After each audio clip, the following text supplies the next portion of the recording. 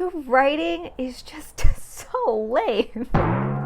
Like, just how would any editor let this happen? I don't know. I'm just gonna keep reading and we're gonna see, because And the thing is that these scars are scary, but they are just some old scars. We should never be afraid of them. Hello friends. I read a book recently and I am kind of at a loss for words, and not in a good way. Today we are talking about Charm by Tracy Wolff. Charm is the 5th book in the Crave series, which I binged in early 2022. And while I was reading that series, I found out that there was going to be a 5th book and a 6th book, actually. So I placed my library holds immediately because at the time I was really enjoying the series. So I've been waiting for this book to arrive since last March or April, so it was very highly anticipated for me. It's been a long time coming. Gosh, like I don't even know where to start with all of this. Just set that there. So I discovered the Crave series in an Instagram ad. I was scrolling around, wasting life as per usual, and I came across an ad for a book that said it was like a cross between Harry Potter and Twilight. And I was like, I like Harry Potter, obviously. And I tolerated Twilight. So I was like, sounds good to me. This is before I started YouTubing, so I obviously would have told you all of this in real time if I had been on YouTube. I got the first book from the library, I read it, and I was obsessed. So this series, and the first book, Crave, is set in a magical school called Catmere Academy, not unlike Hogwarts. And the main storyline, at least in the first book, centered around main character Grace meeting some weirdo guy and exercising bad judgment, much like our friend Bella Swan.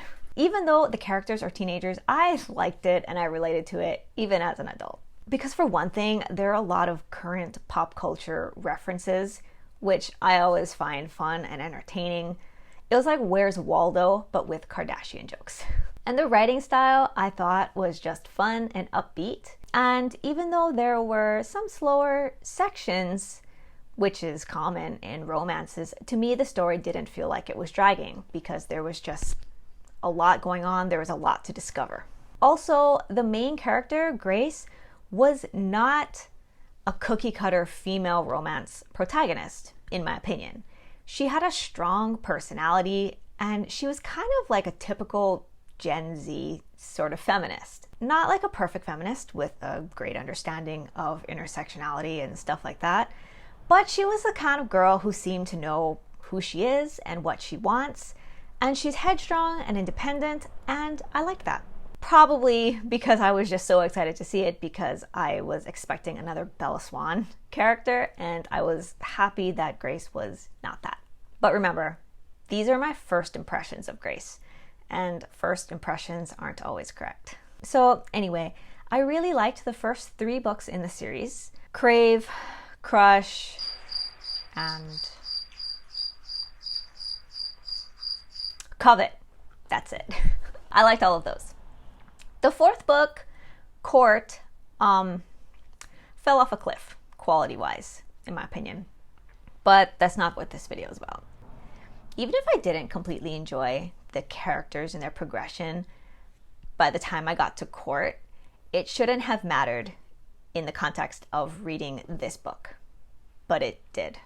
Let me explain why. If you enjoy these types of videos, please subscribe if you haven't already, and ring that notification bell so you don't miss out on any of my future book rants, rambles, and recommendations. Now let's talk about Charm.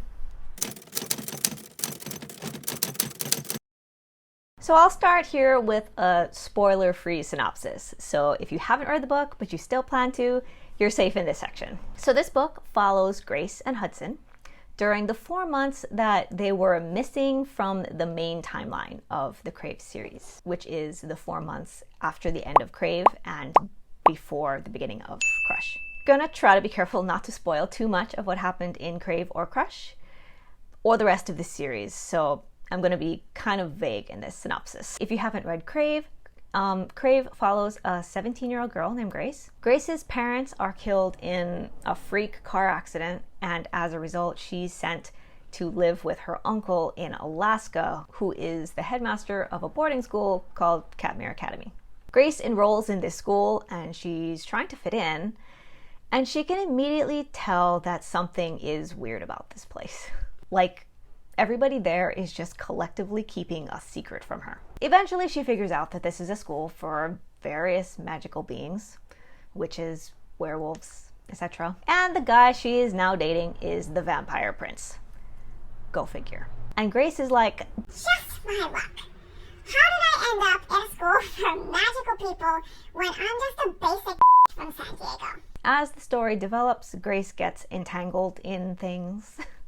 And she realizes that she's not just a run-of-the-mill California girl. So Charm is what's happening technically right after the end of Crave. Right after Grace figures out that she is actually meant to be a part of this world, in the world's timeline. But the point when the readers are actually consuming Charm, us in the real world, is after, assuming you read the series in order, reading all 4 books worth of Grace's adventures. Basically, over the course of the 4 books, and this isn't a spoiler because it's in the back of the book, Grace starts out dating one guy. She's obsessed with him in the first book, but then all of a sudden she's dating his brother.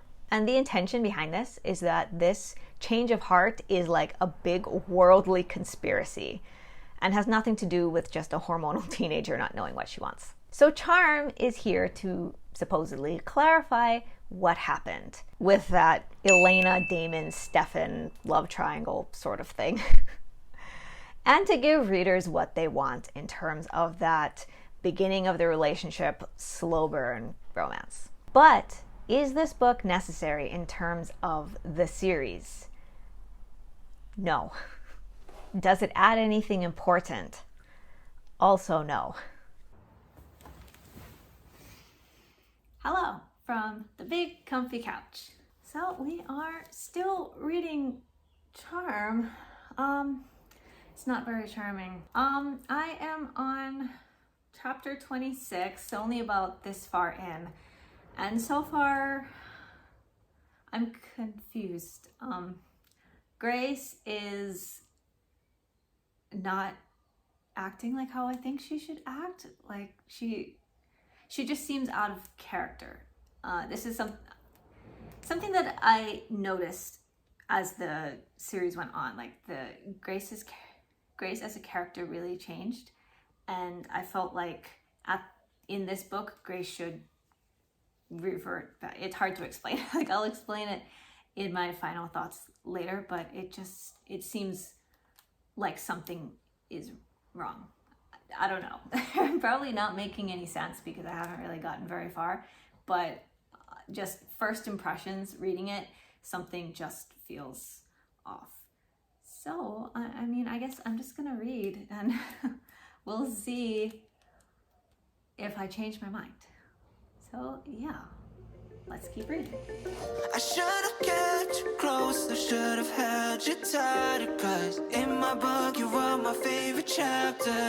And when we left each other, damn, what was I thinking? Thought there was no answer, so blinded to believe it. Now you're probably thousands of miles away, and it's been years since I've seen your smiling face. And even though I took measures for all my pain, I still dream about you lately and hallucinate. Yeah. Lost lady, where have you gone? Please come back to my heart. I'm here waiting, I can't go. Oh, I never should have let you go. Feeling, oh no, I wish I could have followed. I spend my nights alone, 'cause without you in my life, I'm always feeling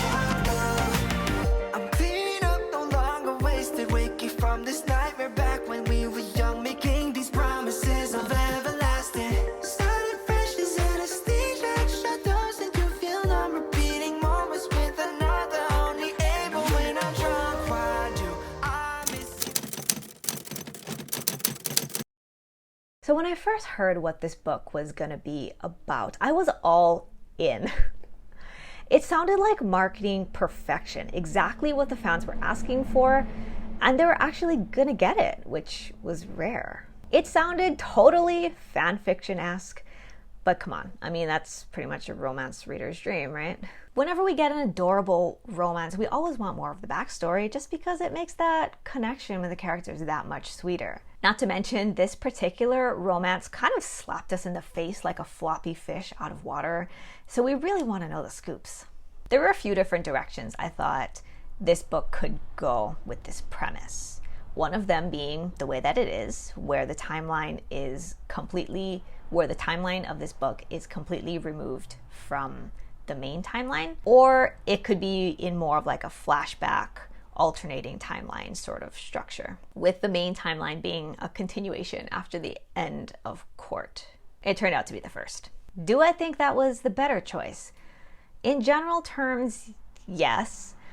I like being immersed in a world, and I don't really like jumping around in different timelines because I feel like it kind of disassociates me from the story, and I just end up having a harder time connecting. But because of this author's writing style or writing ability, I don't think it worked, and I'll explain why right now.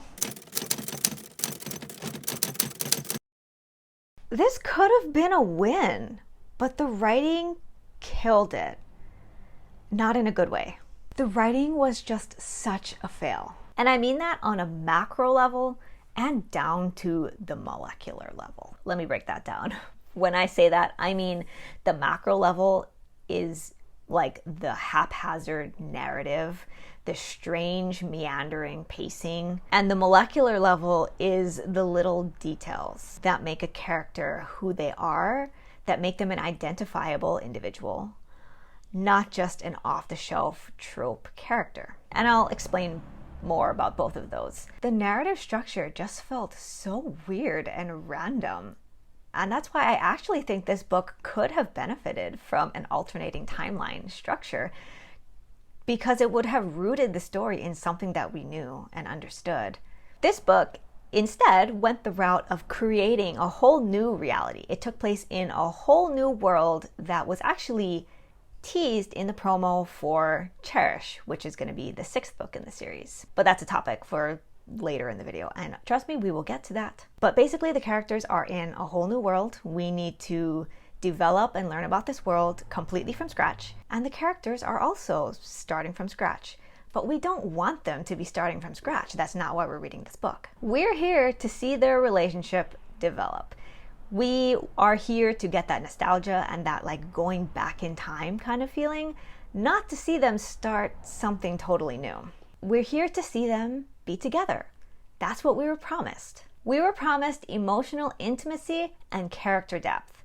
We want to see Grace and Hudson dig deep and figure out who they are as individuals and as a couple, and we didn't get that. Their connection in this book, I felt, was very, very shallow, and it makes me question the legitimacy of the rest of the series. I know this sounds ridiculous because, I mean, we're talking about a YA fantasy series here, but just because it's written for young adults doesn't mean you get a pass for bad writing. The events of this book are supposed to make us understand the alleged deep, deep connection that Hudson has with Grace, and it utterly failed to do that. It's like the words on the page kept saying how much they loved each other, but the words failed to make me feel how much they loved each other. To me, they felt like two roommates saying, I love you. Why, I love you too. So unromantic. It also felt like two different books happened in this one book. So the big question going into this book was, what were Grace and Hudson doing for those 4 months that they were somewhere other than the regular world? Knowing what we know about this series and fantasy series in general, the obvious answer would be they're going on an epic adventure. But because this book promised to give us the missing details on Grace and Hudson's relationship, we want them to go on this epic adventure together. Really together, not just side by side as roomies. If we saw that, that would have been awesome, but we didn't get that. So for the first half of the book, we get Grace and Hudson competing for the prize of the world's worst roommate. They're like playing practical jokes on each other and making eye-rolling a competitive sport while holed up in this room. So for the entire first half of the book, which is over a year in their timeline, they were just in this one room. And mind you, like months would pass, like we'd skip over months at a time because, I mean, so much time is passing, but there was not enough happening. So like 1 minute we're talking about something, and then the next chapter would be 5 months later, they're having another argument. And it's like, I feel like if it was a better thought out, there wouldn't be such big time jumps where nothing happened and still nothing's happening. Like, it's like she's like grasping at straws to try to make a story out of this. So what is this epic adventure that they're on? It's building a life, apparently, as a grouchy and miserable arranged marriage couple, because that's basically what they are, because they're just stuck together in this room. But then in the second half, it's like the book remembered what series it's a part of. Like, okay, I know the series started out as a series trying to reel people in with that romance, trying to be all like Twilight, but towards the end of the series, it definitely turned into more of a fantasy. And it's like Grace and Hudson got that light bulb in their head and they suddenly leave the room and set off on an epic adventure outside. So it's like, what is going on in their minds? So basically for a year, they just decided to pity themselves stuck in this room that they thought they were stuck in, but apparently they weren't. Should I blame them for their poor planning, or should I blame the author? And then the book turned into a fantasy again. And any relationship building between them went out the window. It continued mentioning their relationship because it had to, but it felt like they were no longer making progress with each other. Instead, they were just going along together, next to each other, doing whatever they're doing. It's like, according to what the book wants you to believe, once they decided to leave the room, they were like tight now. The relationship has been established, they're solidly together, and now we're moving on from that. I just cannot get over how weird it is that they were stuck in this room for a year and they didn't think to try to open the door and go outside and go on this adventure sooner.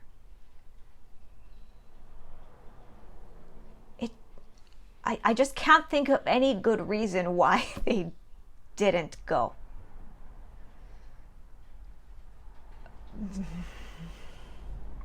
The only thing I can think of for that is that the author couldn't figure out how to multitask, and so she had to split up the relationship section and the adventure section.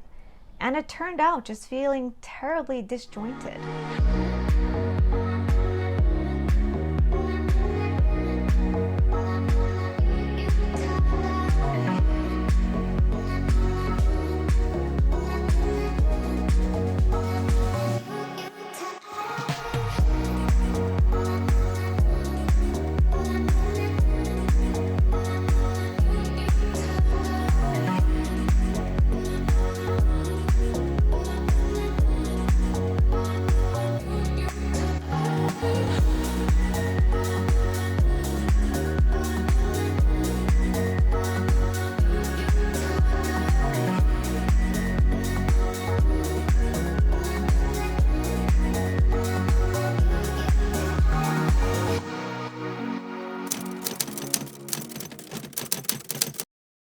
The narrative isn't the only thing that's disjointed. In my opinion, this is even worse.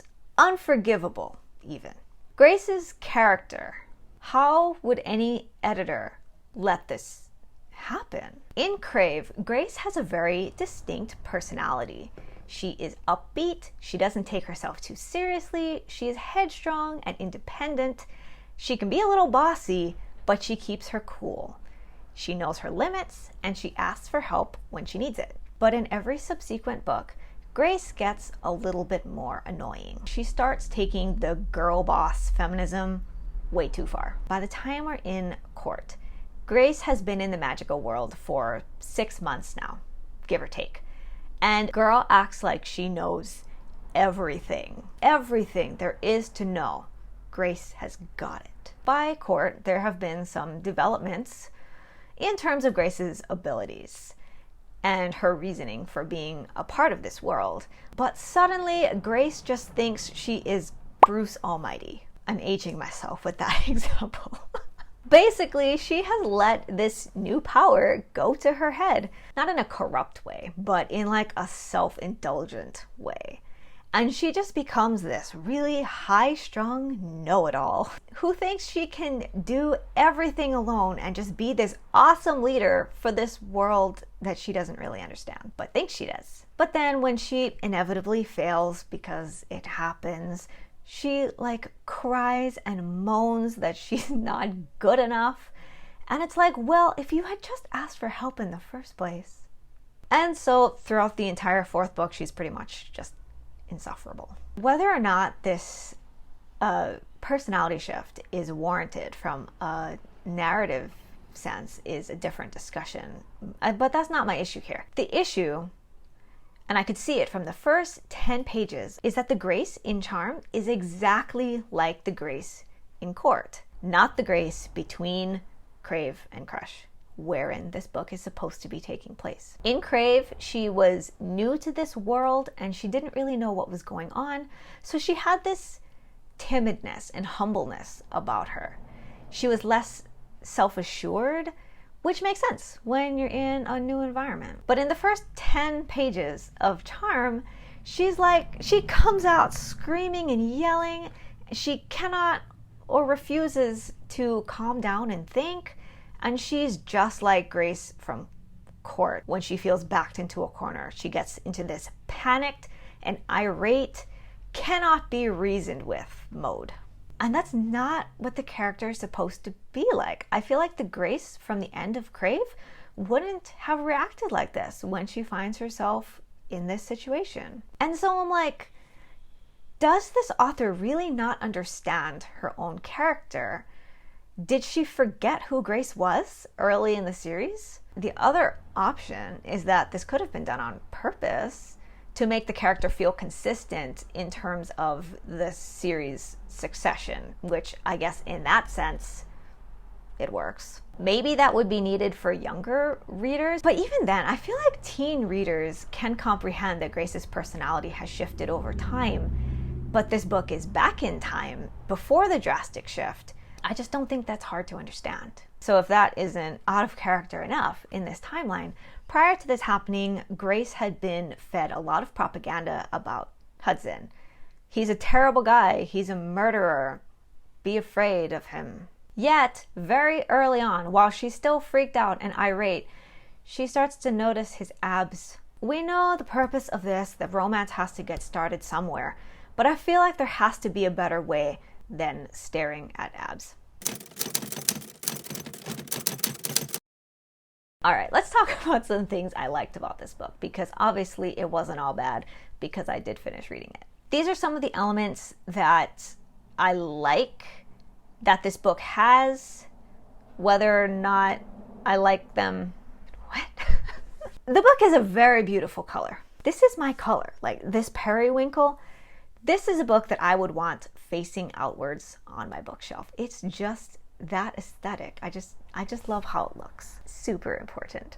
Also, the narrative is told in dual perspectives, with the chapters alternating roughly between Grace and Hudson's perspectives. In general, I do like dual perspectives, especially in stories about relationships, because I just find it satisfying to hear both sides of the development instead of just one side.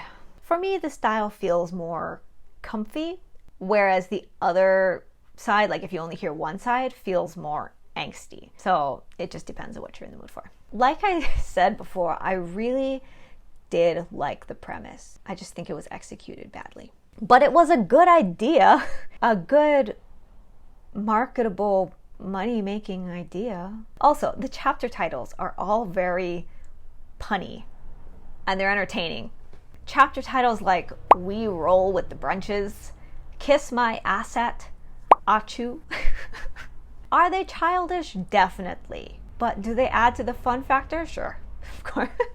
I feel like the best writing in this book is in the chapter titles. What if I'm living day to day? With no regret, I'm content. Of all the little things in front of me, no more thinking of you then.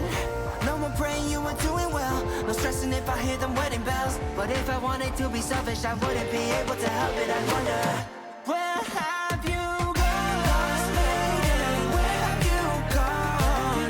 Please come back to my home.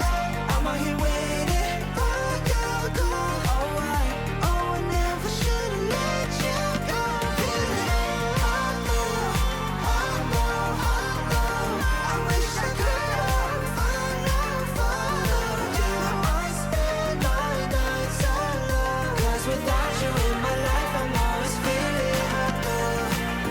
lost, waiting. Where have you gone? Please come back to my arms. I'm out here waiting for your call. Oh, I should have never let you go. We have to talk about it. Where does this leave the next book? Believe it or not, the series is still not over. I think Charm would have been the perfect ending. The perfect, pretty cake topper to close out the series with a flourish. If it was done better. The upcoming final book in the series is entitled Cherish, and it's supposed to take place in the Shadow Realm. I don't know if that means we're going to revert back to the original timeline or if it'll take place in another timeline. It just feels random at this point, and this book has left me more confused than ever.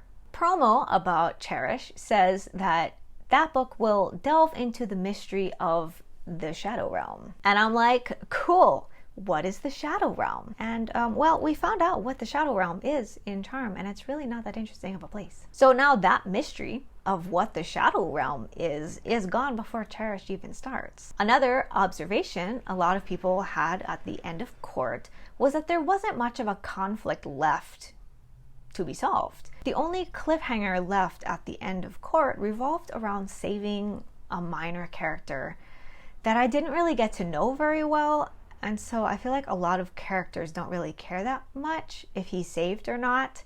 Sorry if this sounds harsh. So what's left for Cherish? This is what I was saying earlier about just the utter disorganization of this series. It feels like the author is just writing on the fly, not planning or looking at the bigger picture, like at all. It honestly feels like a fan fiction that someone is writing just for fun. And if people are liking it, then they keep coming up with side quests to add more chapters just to keep the momentum going.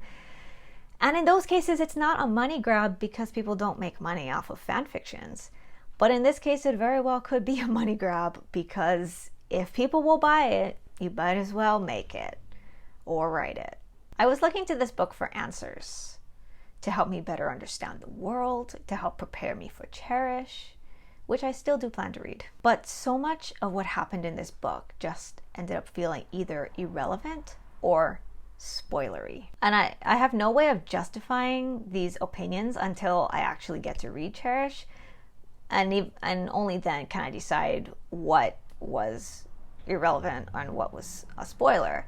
But until then, all I can say for now is that this narrative just feels off. I just can't explain it. It just doesn't feel right. So those are my thoughts on Charm by Tracy Wolff. I don't think I need to say it again, but this book was a big disappointment for me.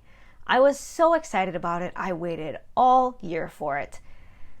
And unfortunately, it just didn't live up to my expectations. Maybe my expectations are too high for a YA fantasy that's trying really hard to be Twilight. Be honest, you're trying to be Twilight. If you enjoyed this video, please hit the thumbs up button and subscribe if you haven't already. That's all for today. Thank you for watching, and I will see you next time. Bye. Now that I'm looking back, I can see all the signs I tried to fill in.